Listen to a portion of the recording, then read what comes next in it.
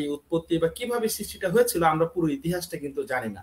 তো আপনি যেহেতু এই ইন্ডাস্ট্রির অভিজ্ঞ গুণীজন, আপনার কাছ থেকে আমরা জানতে চাই বিমা মেলার একেবারে শুরু, উৎপত্তি বা বিমা মেলা সম্পর্কে আবার একটি ধারণা বা আলোচনা, এবং আমাদের কিছু প্রশ্ন বা জিজ্ঞাসা আপনার কাছে দর্শকদের আসলে সেগুলো স্যার আপনার কাছে আমরা জিজ্ঞাসা করব। তো আমি বিনীত অনুরোধ করছি স্যার বিমা মেলা সম্পর্কে কিছু কথা বলবার জন্য। জি, অসংখ্য ধন্যবাদ। এখানে আজকে তিনটি বাক্যর প্রতি বা শব্দের প্রতি আমি গুরুত্ব দিচ্ছি। প্রথমত হচ্ছে বিমা শিল্প, এরপরে বিমা শিল্পের প্রসারতা, এবং প্রসারতার ক্ষেত্রে বিমা দিবসের ভূমিকা। তিনটি বিষয়। আর বিমা দিবসের প্রেক্ষাপটে আমরা বিমা মেলায় আসার আগে বিমা দিবস ঘোষণা করা হলো কবে? যেদিন জাতির পিতা বিমা প্রতিষ্ঠানে যোগ দিয়েছিলেন, তার একটি রাজনৈতিক অভিলাষ, কৌশল বা সময়ের তার প্রয়োজনে। সেই দিনটিকে স্মরণ করেই আমরা বিমা দিবস পালন করি। এবং বিমা দিবস তো একটি নির্দিষ্ট দিনে হচ্ছে, কিন্তু বিমা দিবসকে উপলক্ষ করে আমরা বিমা মেলার প্রসারতা ঘটাচ্ছি। ইচ্ছে ছিল প্রতি বিভাগে প্রথমে করা, এবং তারপরে প্রতি জেলায় এটা প্রসারিত করা, এবং আমি বিশ্বাস করি এটি জেলা থেকে উপজেলা, ইউনিয়ন পর্যন্ত পৌঁছে যাবে বিমা মেলা একদিন। তা না হলে গ্রাম বাংলার সাধারণ মানুষেরা বিমার আওতা সম্পর্কে, বিমার সুবিধা সম্পর্কে এত বেশি জানতে পারবে না। বিমাকে আমরা যখন শিল্প বলি তখন আমরা কি বুঝাই? যেমন আজকে বিমা মেলায় নৃত্য হলো, গীত হলো, আনন্দ হলো, ফুর্তি হলো, বক্তৃতা হলো, তো এর মধ্যে কিছু শিল্পকলা তো হয়েছে, তাই নাকি? শিল্পকলার যে বিভিন্ন বিষয়, আসলে কি বিমা শিল্প কি শিল্পকলার কোনো বিষয়? ঠিক তা নয়। শিল্প এখানে এসেছে ইন্ডাস্ট্রির প্রতিশব্দ হিসেবে। আমরা বলি ইন্স্যুরেন্স ইন্ডাস্ট্রি। তাহলে বিমা শিল্পটা কি? সমস্ত বিমা ব্যবসায়ে সম্পৃক্ত যারা, তাদেরকে মিলে একটি শিল্প গড়ে উঠেছে, একটা আর্থিক ব্যবস্থা গড়ে উঠেছে। এই যে বিমার দ্বারা পরিচালিত আর্থিক ব্যবস্থা, এইটাকেই বলি আমরা বিমা শিল্প। এটিকে অনেকে বিমা সেক্টর বলে থাকেন, যেমন ব্যাংকিং সেক্টর, বিমা সেক্টর, সেক্টর বলেন, আর কেউ কেউ বলেন এটা ব্যাংকিং ইন্ডাস্ট্রি, ইন্স্যুরেন্স ইন্ডাস্ট্রি, সেই অর্থে এটা ইন্ডাস্ট্রি বা শিল্প। মেলা বলতে আমরা কি বুঝি? এটা যদি কেউ আমাকে, যারা লিখবেন চ্যাট বক্সে, মেলা বলতে আমাদের কার মনে কি জাগে এখন, যে হোয়াট ইজ মেলা? যেমন একটা মেলার মানে তো হচ্ছে অনেক, তাই না? আমরা বলি না মেলা কি ভালো হয়েছে, তাই না? খেলা মেলা ভালো হয়েছে, এরকম কথা আমরা বলতে পারি। মেলা মানে মাছ, মোর, অনেক। মেলা মানে অনেক। এইখানে যে বিমা মেলা আমরা করছি, এই মেলাটার অর্থ কি? আমি এটা নিয়ে পরে কথা বলবো, যখন আপনাদের কাছ থেকে কিছু প্রতিক্রিয়া পাবো। আপনারা চ্যাট বক্সে লিখবেন যে মেলা বলতে আমি এটা বুঝাই। তো সুতরাং আমি বিমা মেলার কথা পরে বলবো, এবং অল্প করে বলবো, মেলা করে বলবো না।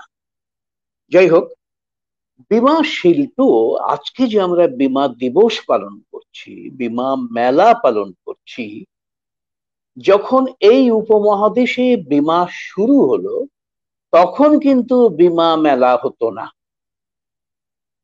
এবং আপনারা হয়তো অনেকে আশ্চর্য হবেন জেনে, যেমন আজকে একটা ফেসবুকে আমি একটা স্ট্যাটাস কেউ দিয়েছেন, লেখা আছে, একটা বাড়ির ছবি দেওয়া আছে, যে এই বাড়িতে আগে লেখা থাকতো dogs and Indians are not allowed to enter.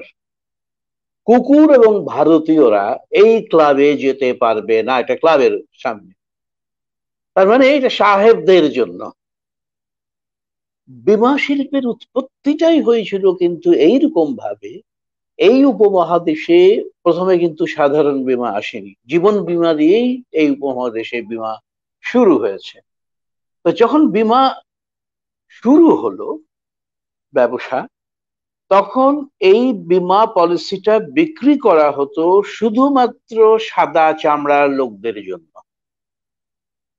শুধুমাত্র ইউরোপিয়ানদের জন্য, ব্রিটিশদের জন্য তো বটেই। এবং এটার পেছনে আরেকটা ইতিহাস আছে। সেটা একসময় হচ্ছে যে এই উপমহাদেশের ভারতের আর্মিতে গুর্খা মানে নেপালের যারা একটা যোদ্ধা জাতি গোষ্ঠী, এই গুর্খারা অনেক ইউরোপিয়ানদেরকে ওই আর্মি ক্যাম্পে মেরে ফেলেছিল, রায়ট হয়ে বা কোনো গোলমাল নিয়ে। এটা বর্ণাম ইতিহাস। সেই সময় ভারতের উপলব্ধি করলো আমাদের সেনাবাহিনীর লোকেরা যদি এইভাবে মার খায় আর মরে যায়, তাহলে তো যারা এদেশে আছে, যারা বিধবা হয়ে যাচ্ছে কিংবা ইউরোপে আছে বা লন্ডনে আছে, তো তাদের জন্য তো একটা আর্থিক ব্যবস্থা থাকা দরকার। তখন তারা বললো যে আমরা এখানে বীমা, তারা ভারতীয় ইন্ডিয়ান কিছু ইন্স্যুরেন্স কোম্পানি এদেশে ব্যবসা করলো। কিন্তু এটা করা হলো ওই কোম্পানিগুলোকে শুধুমাত্র শ্বেতাঙ্গদের বীমা করার জন্য। 1906 সালে মাদ্রাজ ইকুইটেবল নামে একটা ইন্স্যুরেন্স কোম্পানি ছিল। সেই কোম্পানির বিজ্ঞাপনে পরিষ্কার করে লেখা থাকতো যে দি সোসাইটি, মানে এটা মাদ্রাজ ইকুইটেবল সোসাইটি, কোঅপারেটিভ সোসাইটির মতো, দি society does not ensure the lives of natives of India. পরিষ্কার ঘোষণা, আমরা ভারতীয়দের জন্য বীমা করি না, আমরা করি সাহেবদের জন্য।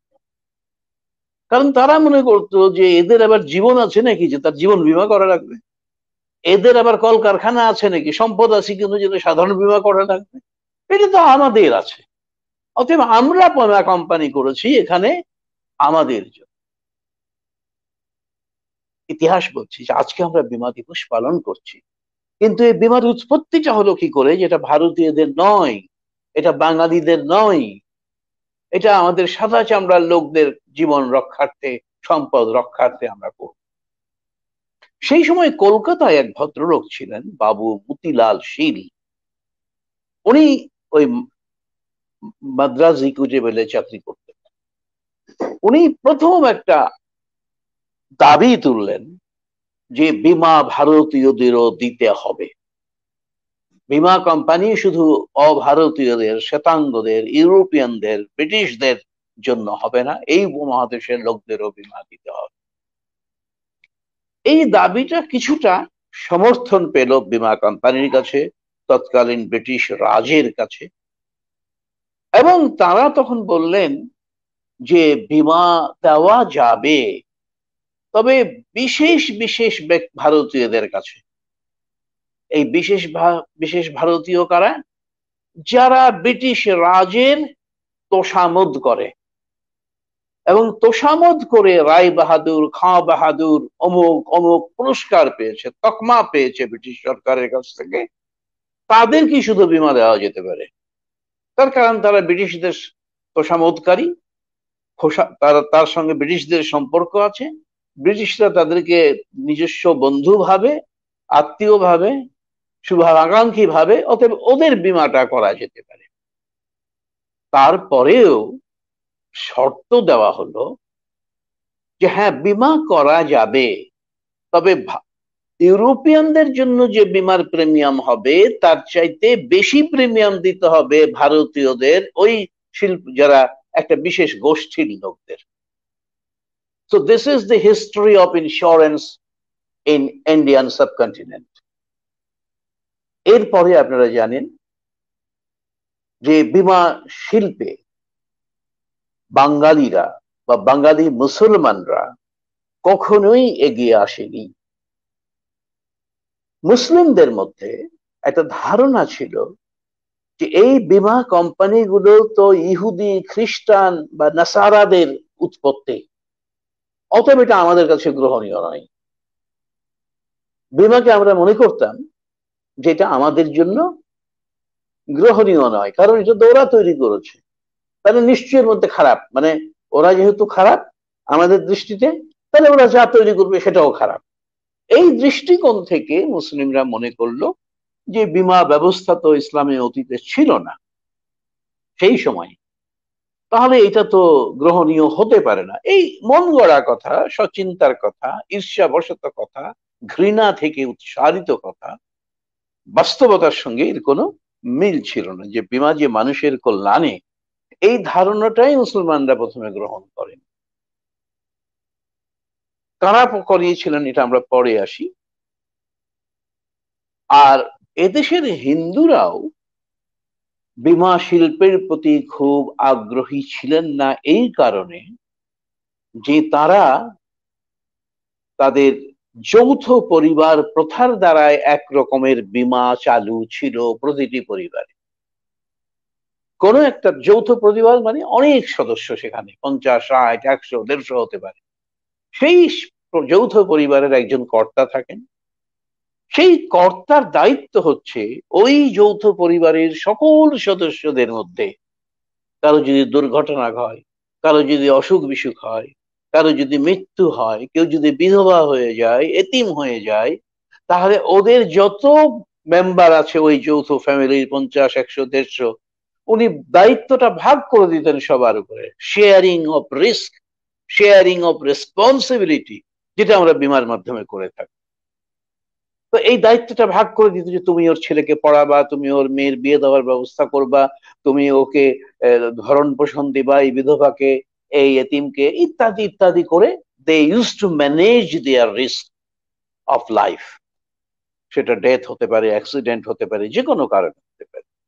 তাহলে বিমার প্রয়োজনীয়তাটা আমরা প্রথম থেকেই হিন্দু মুসলিম কেউ সাদরে গ্রহণ করেনি।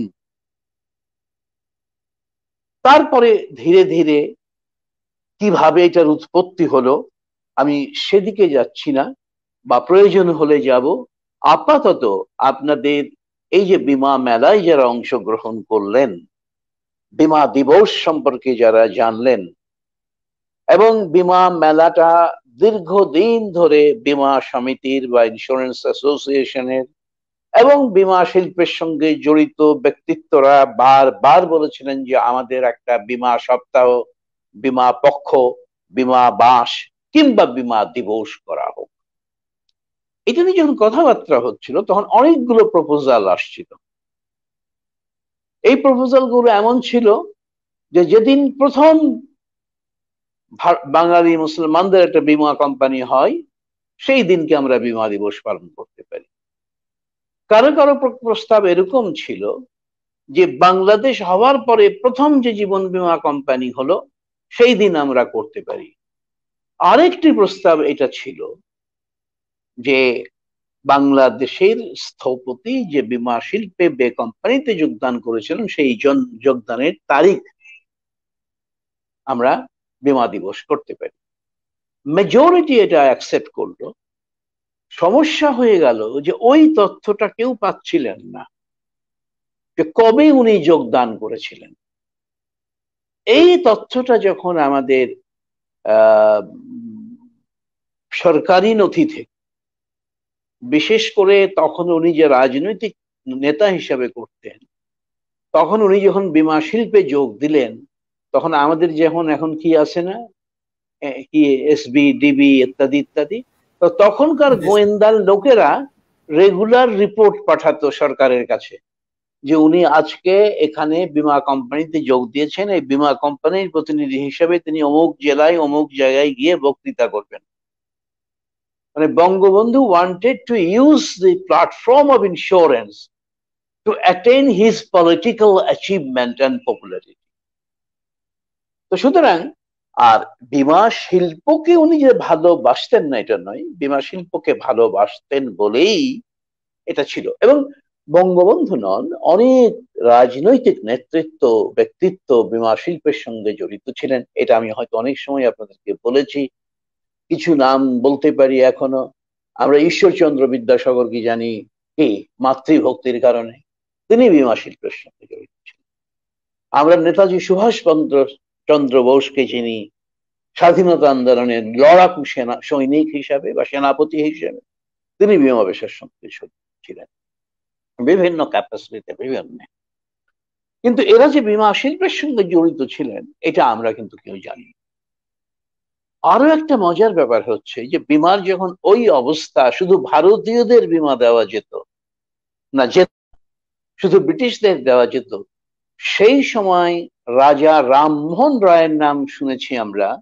তিনি কি করতেন, কি জন্য বিখ্যাত ছিলেন? সতীদাহ প্রথা সতীদাহ নিবারণের জন্য। প্রথার জন্য, জি স্যার।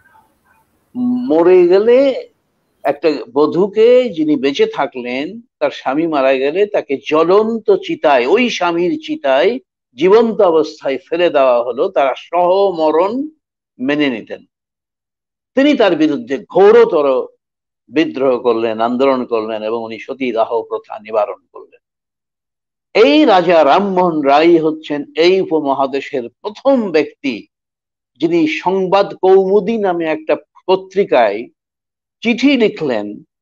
আমরা যেমন লেটার্স টু দি এডিটর লিখি বা একটা নিবন্ধ লিখলেন যে এই যে বিধবা মহিলারা যারা আত্মাহুতি দিল না, বেঁচে থাকলো, কিন্তু এই বিধবাদের সংসার চলবে কি করে, তাদের জন্য একটা বীমার ব্যবস্থা ইউরোপিয়ান দেশে যেমন বীমা আছে আমাদের এখানে চালানো দরকার।